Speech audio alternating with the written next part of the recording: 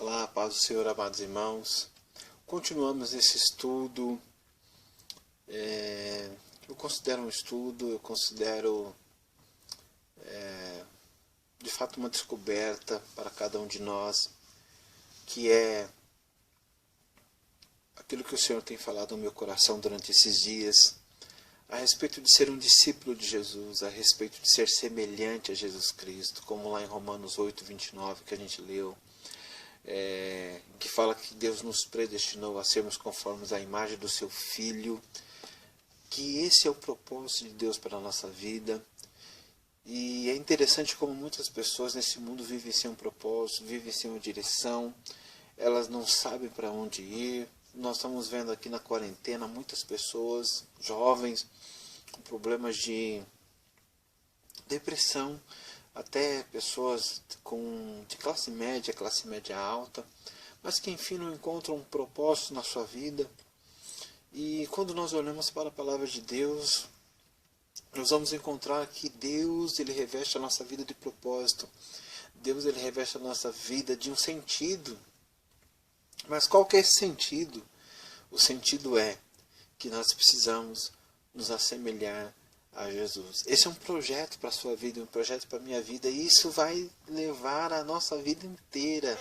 Nós vamos estar caminhando e nos adequando, nos fortalecendo. Quando desviarmos esse foco, nós vamos voltar, porque o propósito, o objetivo, a gente sabe qual que é ser semelhante a Jesus. Se você não entendia isso, eu gostaria que você entenda isso. Esse é o propósito de Deus para a sua vida. Eu queria que você transmitisse essa mensagem para as outras pessoas, que talvez elas estejam sem esse propósito, sem um sentido para a sua vida. Que você possa transmitir essa palavra de Deus, que Deus ele reveste a nossa vida de sentido. E qual é esse sentido? É ser parecido com Jesus. É um processo na nossa vida. É um processo que, como nós vimos, demanda tempo, leva tempo, é um propósito, é um projeto para a nossa vida inteira. É um processo porque, como nós vimos, Deus ele tem esse propósito de nos fazer semelhantes a Jesus, e isso abrange passado, presente e futuro na nossa vida. É um processo porque Deus nos fornece a graça de sermos filhos de Deus, de nos tornarmos filhos de Deus, como diz lá em João 1,12, que deu-lhes o poder, tantos quantos o conheceram, deu-lhes o poder de serem feitos filhos de Deus. Portanto, é uma filiação garantida que nós temos, mas apenas quando nós nos assemelhamos com Cristo, esta filiação de fato ela se torna efetiva na nossa vida. Este propósito de Deus, ele é tão interessante que a conclusão que nós chegamos é que, se quisermos de fato ser filhos de Deus, efetivamente, precisamos ser parecidos com o Filho de Deus. Se quisermos ser filhos de Deus efetivamente, nós precisamos ser parecidos com o Filho de Deus. E isso é um projeto, é um propósito, é um processo para toda a nossa vida. Romanos 8, 29 vai dizer isso, que é o propósito de Deus que sejamos semelhantes a Jesus. Mas como nós podemos ser semelhantes, parecidos com Jesus? Né? Qual que é a aparência de Jesus? Na verdade não se trata da aparência de Jesus, mas se trata de você e eu olharmos para Jesus e encontrarmos alguém cheio de qualidades. Alguém cheio de qualidade de caráter. Alguém cheio de humildade, alguém cheio de compaixão, alguém cheio de amor abnegado pelas pessoas, alguém cheio de empatia, alguém cheio de misericórdia, alguém que estende a mão. Então, quando nós olhamos para isso, que são as virtudes espirituais de Jesus, e quando nós incorporamos essas virtudes na nossa vida, então nós estamos de fato nos parecendo com Jesus. E é interessante que quando nós estamos nos parecendo com Jesus, Deus também está restaurando a imagem dele na nossa vida. Lembra que o homem lá no Éden perdeu, né, em grande parte a imagem de Deus, o imago Dei na vida dele?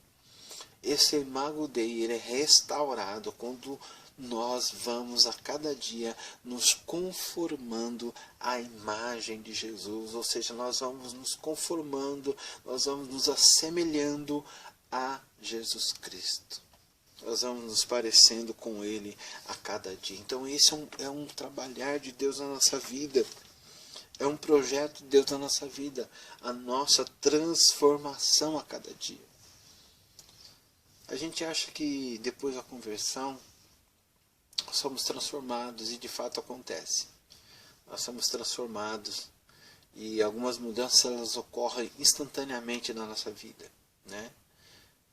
Vejo pessoas que fumavam, deixaram de fumar, bebiam, deixaram de beber instantaneamente. Mas isso é apenas o começo, né? Esse é um começo da transformação na nossa vida. Essa transformação na nossa vida, ela vai levar a nossa vida inteira, é um projeto para a nossa vida inteira, porque a nossa vida inteira nós vamos ter que lutar com isso, de nós a cada dia estarmos parecidos com Jesus.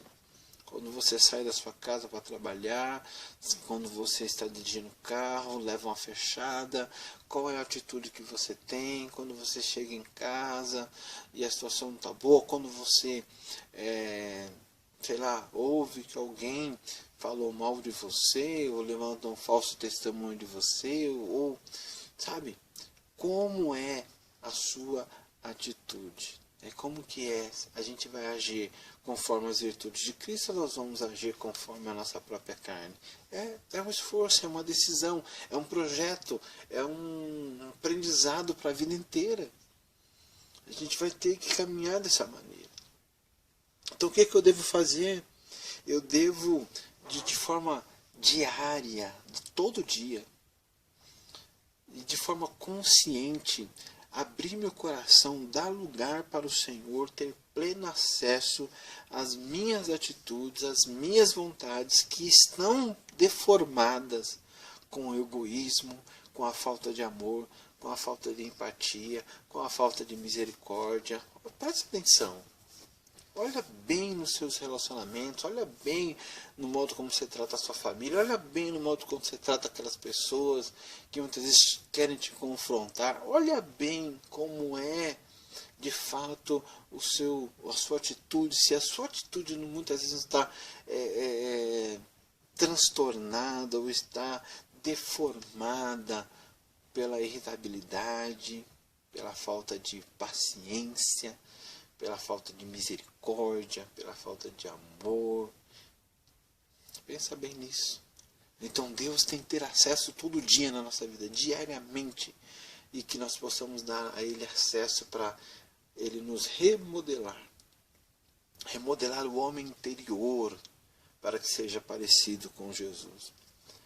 É um agir de Deus na minha vida, mas também é um esforço meu. Eu preciso a cada dia corrigir o meu foco. Eu preciso juntar as minhas forças com o esforço de Deus e remodelar o meu homem interior a que ele seja parecido com Jesus, incorporando as virtudes de Cristo na minha vida. Lá em Hebreus fala, olhando para Jesus, o autor e consumador da nossa fé, olhando para Ele, imitando Ele, imitando as suas qualidades, imitando as suas virtudes. Fazendo isso, o nosso interior é remodelado e nós vamos então cada vez mais nos parecendo com Jesus. Por que eu preciso incorporar as virtudes de Cristo? Por que eu preciso ser semelhante a Jesus? Por que eu preciso ter essas virtudes de Cristo na minha vida? Porque só assim eu serei discípulo. porque só assim nós seremos semelhantes a Jesus, porque só assim Deus vai restaurar a imagem dele na nossa vida, porque só assim o mundo verá que nós somos efetivamente filhos de Deus. Como eu disse, o poder para se tornar filhos nós já temos, mas efetivamente, à medida que eu vou incorporando as virtudes de Cristo, que eu vou me assemelhando a Jesus a cada dia, é que eu vou me tornar efetivamente filho de Deus e que o mundo verá que eu sou filho de Deus. Vamos pensar um pouco nas virtudes de Cristo. São várias, né? Eu penso muito na compaixão de Jesus, eu penso muito na empatia de Jesus, eu penso muito no estender a mão de Jesus, eu penso muito na sensibilidade de Jesus, de chorar com os que choram, de se alegrar com os que se alegram. Eu penso muito, sabe, na compaixão de Jesus. É algo que eu refleti muito nesses dias de quarentena, que o Senhor me levou a entender muitas vezes que nós agimos sem compaixão com as pessoas, e às vezes com a nossa própria família, e que isso não é ser parecido com Jesus. Mas eu queria falar hoje sobre a humildade. A humildade de Jesus, ela é algo, sabe, tremendo. E nós precisamos imitar essa virtude de Jesus, que é a humildade. Nós precisamos incorporar essa humildade na nossa vida, porque o contrário disso é o orgulho. O orgulho tem sido uma ferramenta de Satanás para destruir muita coisa, muitos relacionamentos.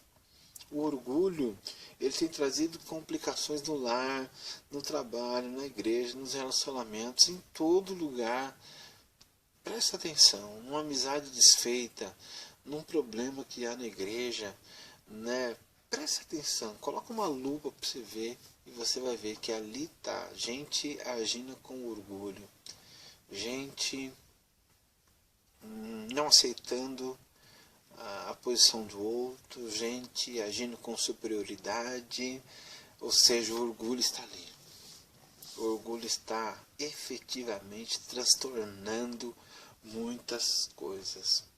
O C.S. Lewis, ele fala que o orgulho é a mãe de todos os pecados, e o Calvino vai falar que a piedade é a mãe de todas as virtudes. O pecado, ele veio ao mundo através do orgulho, tanto de Satanás, que quis ser maior que Deus, e também do homem, né, que foi iludido por Satanás, que achou que poderia ser como Deus, né, com seu poder, sua glória e tudo mais. Então você pode ver que o orgulho tem trazido o transtorno desde aquele tempo. Desde aquele tempo, parece que é algo que ele quer se incorporar na nossa corrente sanguínea e está presente muitas vezes em lugares que não deveriam estar, né? O pecado, ele entrou no mundo através do orgulho, e de lá para cá ele tem sido de fato um inimigo a ser vencido. Eu sei que não é fácil falar de orgulho, porque é difícil a gente admitir a presença dele na nossa vida. E a gente encontra muitas justificativas, né, para sair disso e dizer, não é orgulho, é isso, aquilo outro, é valorização, né, é me valorizar, e tal. A gente encontra muitas justificativas, mas lá na verdade, lá no fundo, a gente vai ver que é orgulho. A forma como nós tratamos as pessoas, a forma como nós queremos que todos olhem para a gente, nos apreciem e olhem o que eu estou fazendo. É algo que parece que está na alma humana, né, que quer ser reconhecido de qualquer forma. É orgulho. E onde o orgulho não deveria estar, é onde ele está. É incrível isso, porque o cristão, ele é alguém que recebeu tudo de graça, né? Ele recebeu tudo, né? Tudo de graça. Eu estou lendo o livro de Agostinho, Confissões, ele mostra essa graça de Deus, né? Essa ação de Deus. Ele fala da sua meninice, da sua infância, e desde quando ele estava sendo amamentado, ele diz, não era minha mãe que me amamentava, não, era o Senhor que nutria a minha vida com alimento.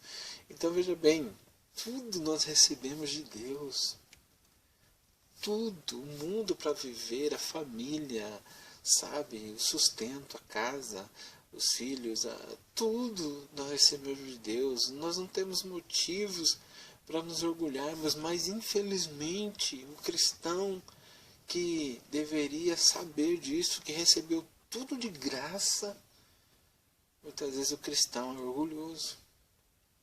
Onde o orgulho não deveria estar, ele está, infelizmente. Jesus mostrou humildade, mas os seguidores de Jesus, que se dizem seguidores de Jesus, não mostram humildade. Como nós poderemos ser seguidores de Jesus se nós não fazemos o que ele fez? Como Jesus foi humilde e nós, como seguidores de Jesus, somos orgulhosos, prepotentes, arrogantes? Como podemos dizer que somos discípulos de Jesus? É impossível. Se nós somos discípulos de Jesus, se nós somos semelhantes, devemos ser semelhantes a Jesus, nós devemos incorporar as virtudes de Jesus na nossa vida. E uma dessas virtudes é a humildade. Não é o orgulho, é a humildade. Eu vejo pessoas, muitas vezes, indo aos montes e dizendo, estou orando bastante e tal. E a gente, muitas vezes, em vez de ficar alegre, a gente fica preocupado, porque muitas vezes as pessoas, por estar orando, estar indo aos cultos, né, frequentemente, estar indo aos montes e tal, sabe, um orgulho espiritual, se é que isso pode dizer que tem orgulho espiritual, parece que toma de assalto a vida da pessoa. A pessoa já se sente um ser além, né, extra, e ele começa a julgar todo mundo que está ao seu redor, porque não faz aquilo que ele faz, porque não está no padrão dele. Um orgulho que toma conta da pessoa.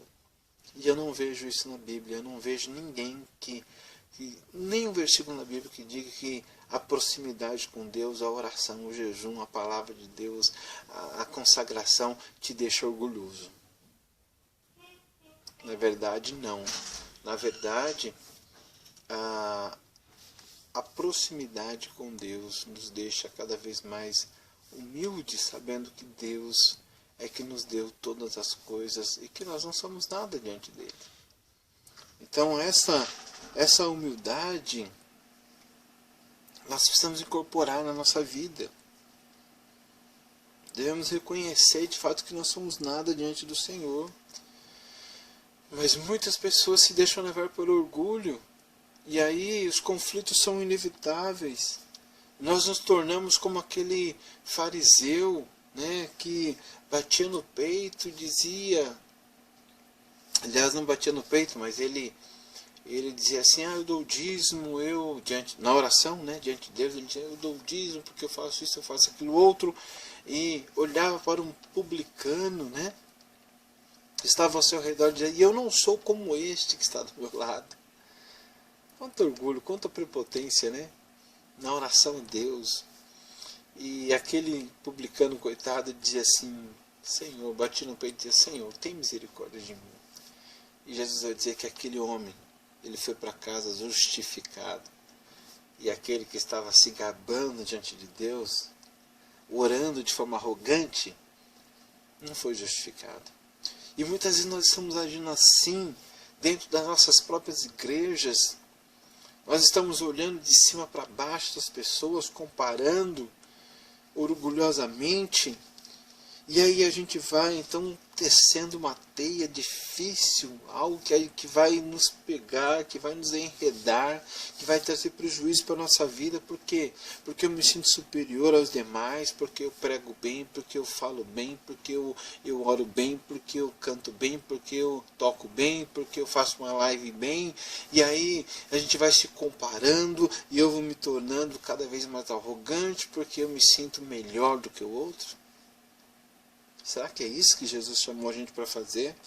Aí eu prejudico a minha comunhão com meu irmão, eu perco a amizade sincera, uma amizade com meu irmão. Por quê?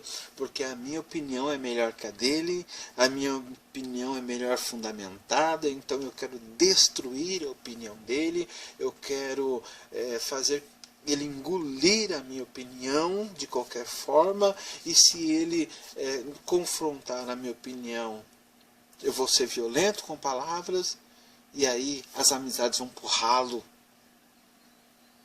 Por quê? Por causa do orgulho. E aí a gente vive julgando, e a gente vive enxergando pecado em todo mundo. Quando Deus, a palavra de Deus diz que todos nós estamos nivelados, todos nós pecamos, todos nós carecemos da glória de Deus. E nós ficamos então julgando as pessoas, acusando as pessoas dos seus pecados, mostrando sem misericórdia. E a Bíblia diz que o juízo será sem misericórdia para aqueles que não usaram de misericórdia.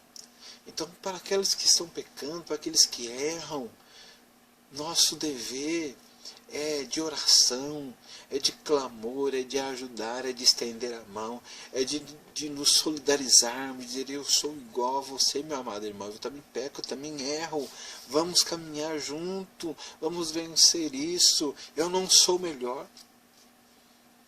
Mas o orgulho nos leva a dizer: esse cara é um pecador. E você também é, eu também sou. Sabe? Então, orgulho. É orgulho. Jesus não ensinou isso. Jesus não disse para nós julgarmos ninguém. E nós vivemos julgando as pessoas. Aí eu vivo comparando, eu vivo julgando, eu vivo medindo as pessoas, comparando as pessoas. E a Bíblia vai dizer que da mesma maneira que você mede alguém, você vai ser medido com a mesma medida. A mesma medida. E a gente faz isso por quê? Porque é orgulho. E aí eu não dou importância para o trabalho do próximo. Se o outro prega, eu encontro defeito no que ele faz. Se alguém limpa a igreja, eu encontro defeito no que foi feito. Se alguém canta, eu encontro defeito no que ele canta, porque ele não faz direito, porque ele não tem comunhão com Deus, porque aquilo outro. Orgulho.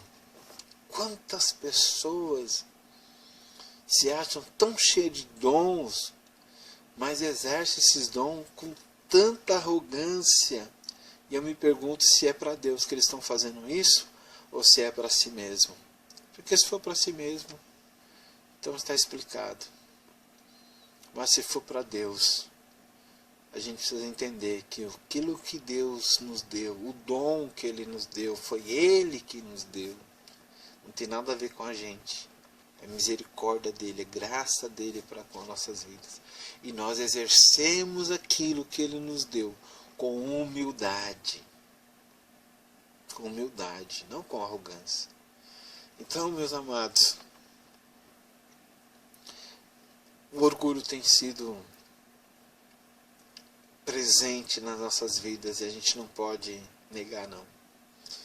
E muitas vezes a gente sufoca as pessoas, despreza as pessoas, ignora as pessoas. Por quê? Porque eu me dou importância, eu me dou muito mais importância do que eu preciso, do que eu mereço. Eu me dou muito mais importância acima dos demais. Então, como eu estou acima dos demais, eu rejeito, eu desprezo, eu ignoro. E aí eu trago problema no meio da minha casa, no meio da minha família. Eu não ouço a minha esposa, eu não considero a opinião da minha esposa, eu não considero a opinião dos meus filhos, eu não considero a opinião de ninguém, porque as minhas opiniões, e eu estou acima. Eu sou relevante mais do que todo mundo. O orgulho. Briga por cargos, briga por porque a gente fica medindo por eficácia, por resultado. Se deu resultado, não deu resultado, se não deu resultado, então não pode fazer, e a gente vai rejeitando as pessoas, vai deixando as pessoas de lado. Por quê? Porque estamos medindo por conta do orgulho.